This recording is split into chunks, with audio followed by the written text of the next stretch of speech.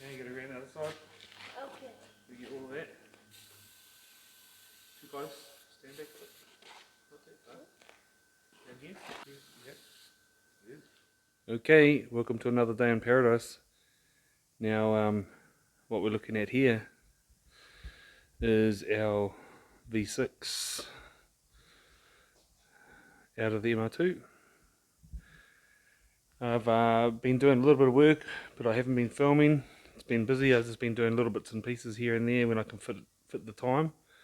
So this big V6 is out, and yeah, it is a big lump in the end, really. And it's quite hard to get in and out. You know, you can't get it in and out. You have to take the rear subframe out of the car. You have to take all the turbo and all the manifolds off to get it out.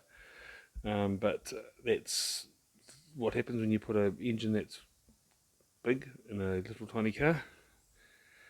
And I knew that. And but yes, the Audi motor, same as this one here, is obviously smaller and can come in and out pretty easy, as I've done. So I'll show you what I've done. Right, that's the V6 gone. And by the way, you know, if anybody wants this engine, hit me up, and we can talk turkey, especially if you're in New Zealand. You know, it's probably only done just over 1,000 kilometres since I put it all together. It's got all new bits on it, like, you know, cam belt, water pump, seals, everything, thermostat, belt, everything is all good. It's been modified to fit onto the 3.5 litre block, so, you know, the areas like along here and down here have been filled because the covers obviously taller on the bigger block, so there's gaps to fill up in that. So it's all been done pretty good. It would be quite good in a Diamante or Pajero or something, you know, if you wanted to be something a little bit crazy. These engines in 3 litre form have 270 horsepower. It's a, you know, quad cam MyVec. So what you see here is pretty much what you get in a Pajero Evo, which are pretty rare and pretty sought after sort of vehicles. But yeah, and this can come, it's got brand new 1000cc injectors in it, Bosch 1000cc injectors, and I could even sell it with the proper loom and the computer to make it run, programmable computer, and you know, whatever. Anyway, that's not what we're here for today. Right, over here, like I said, I haven't filmed any of this. I've just been fitting it in when I can. And what we have here is, ta-da, we have the Audi big port engine with a 2011 Passat diesel gearbox with a limited slip diff in it, which is quite surprising. So I've made up some mounts there, and a big monstrosity at the back here. It goes up to the original mount where the V6 was mounted to. I thought rather than chopping it all up and starting again, I'll just use that same mount. And it's bolted on in all these places down here on the end of the gearbox. So, and I've also linked it, I'll put it up in the air, but I've also linked it to the engine block as well. So at this stage, I'm going to try and run 3 mounts, the 1, 2 and 3, as the factory engines were mounted. I know Steve and his kit have a front mount as well that they've sort of incorporated into the bell housing. I'm just going to see what happens. These mounts are solid, firm, and set up like a factory engine, so we'll see what happens. If I need to put one in the front, well, I'll look at doing that down the path if I need to. So the engine sitting in there nice and square. I've got the ground clearance in terms of, you know, sump off the ground, all set up well. I've got the engine axle lines. I'm talking axle lines, I'm talking about the axle angles. I've got them when the car's sitting at its right height, they're going to be flat. And I've also got them, if you're looking from the top, I've got them as straight as possible rather than being angled backwards or forwards. I've got them as straight as I possibly can without having to cut into the rear cross member. So yes, that's that. With this big firewall cut out for the V6, there is oodles and oodles of room. I'll be making a plenum for the intake, because this one obviously comes out the wrong side. But at this stage, this is what I've got. I've got the Audi Volkswagen motor sitting in there, limited slip gearbox, diesel ratios, 6-speed. I've got a few bits and pieces that I've been collecting for this job, but at this stage I'm just concentrating on getting mounted and working out what I'm going to do with my axles. I've collected some bits for the axles and I'm pretty happy with what I've got, but I'll put this up in there for now and I'll show you what I'm doing underneath. Okay, up in the air, this engine fits in here quite nicely. There is oodles of room to do a cam build if you had to. Everything's a lot more room than the V6 obviously. I'll show you this. This is my mount that I've made for the rear mount. And I've got it bolts there, there, there and there into the end of the gearbox, and then I've got a bolt that links into the engine block bolt there, a big one, and it goes up to the original V6 mount. I don't know if you can see that or not. The original V6 mount that's welded to the cross member, all solid and certified. I thought, well, rather than cut that off and moving it over, you know, 2 inches, I'll just leave it there and use what I've got. Makes more sense, this is easier. So yeah, everything fits in there good.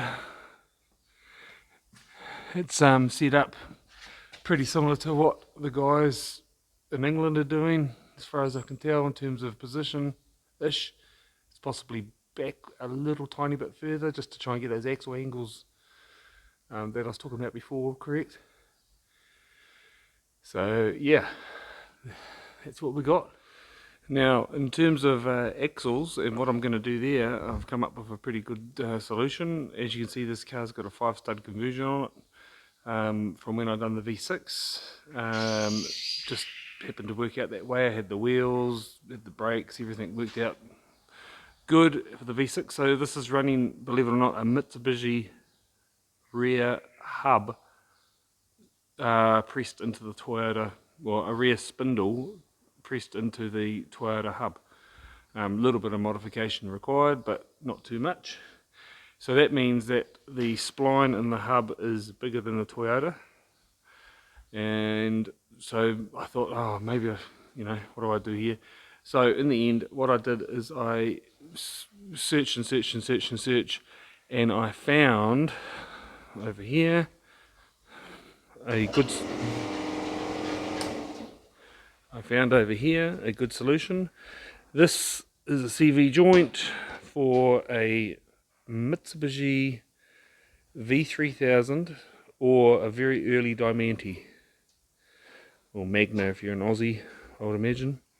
This has got the same outside spline here as my hubs are running, the Mitsubishi hubs. They're bigger than the Toyota ones in this area, so that's cool. This is the part number, M116, whatever that means.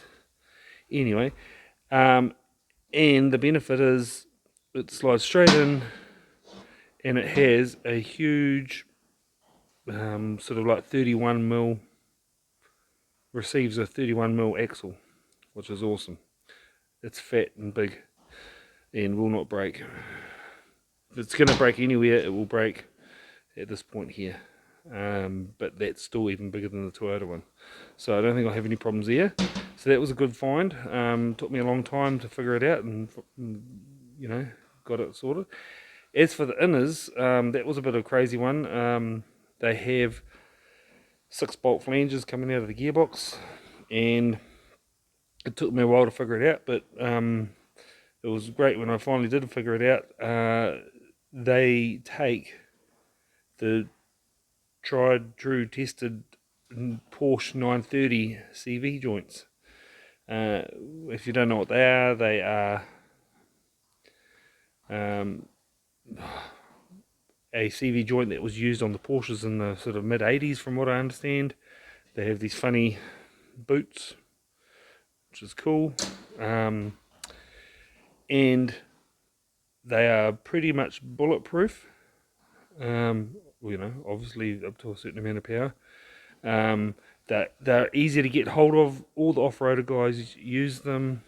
They're used in a lot of racing applications. You just can't go wrong with them.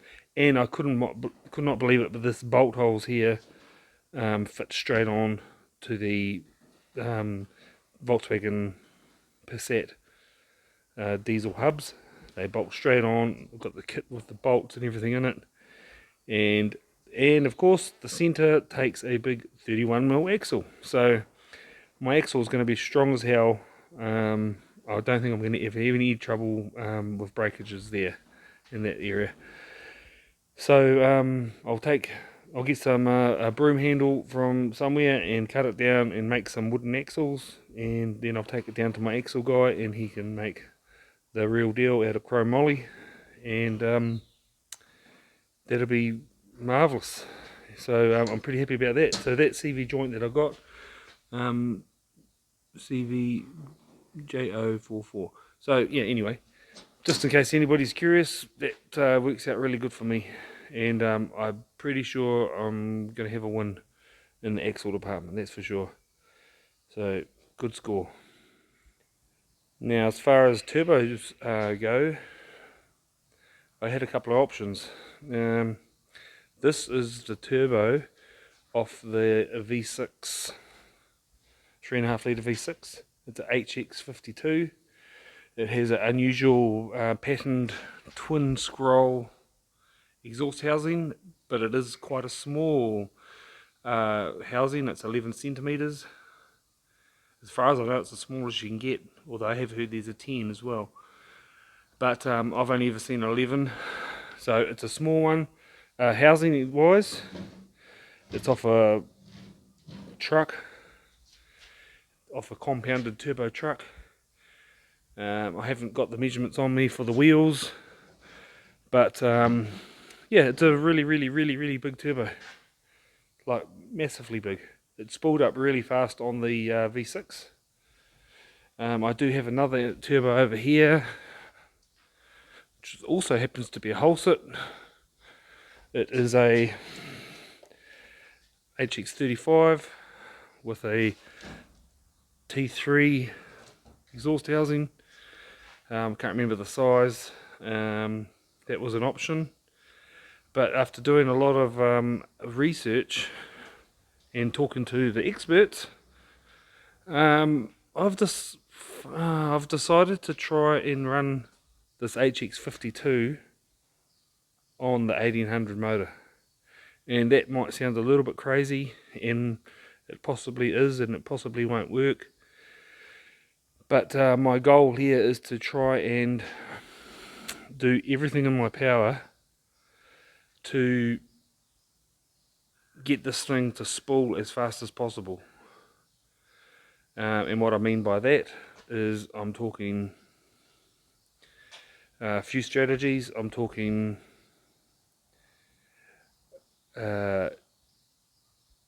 running a proper twin scroll manifold, and that will mean equal length headers, I'm talking, I'm going to run small tube headers instead of the large tube headers. I'll show it up here. So I've just made myself a exhaust flange up there, and these ports on the engine are, I can't remember the size, but what I've done is I have cut these holes out in the flange here. This is a 1/2 inch plate here. I am going to run, everybody seems to run big tube bends and things. I'm going to be running these smaller tubes. This inner diameter of this steam pipe bend is 1 millimeter smaller than the, well, about not even 1 millimeter. It's just about identical to the ports coming out of the head. So I'm going to run the smaller tube. I forget the size of it. I can't even remember. 44, I can't remember. And as opposed to these bigger ones here, which a lot of people seem to run. I'll put them over the bench so you can see them side by side.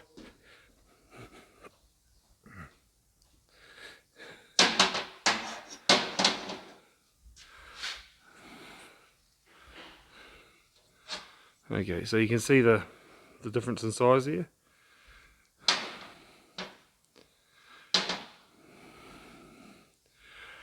So from what I've researched, to get this big turbo to spool as fast as I possibly can, smaller runners do not hinder horsepower,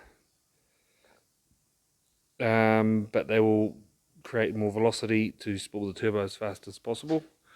I've seen back-to-back reviews of a turbo, it was even a whole set, running a big tube manifold and a small tube manifold. The small tube manifold spooled a lot faster, and it produced the same, or might have even been a little bit more horsepower. And it had, you know, more mid-range torque because it had come on boost sooner. So, and this was an engine that was producing 700 horsepower. So I thought, well, if that works for that, that was back-to-back dyno test, same boost level, same everything. So that's what I'm gonna go with. And the question is, I've got to try and put together a manifold that will be equal length, get the turbo in position I need it, twin wastegates obviously, and all that sort of thing. So yeah, that's my goal. The HX52 on a 1800. It's maybe it's not the brightest thing I've done, but I'll give it a crack, eh? So that'll be the next video anyway. Will be axles and possibly turbo, getting that sorted. But for now, that's what we got. Wish me good luck. Alrighty, so that's, I'm going to call that the end of this video, and I'll keep you updated as I progress. Next move will be sorting axles and getting the turbo in a position, but I'll show you what I'm thinking in the next video. Cool, alright then. Thank you very much everybody, and we'll see you next time. Goodbye. See ya.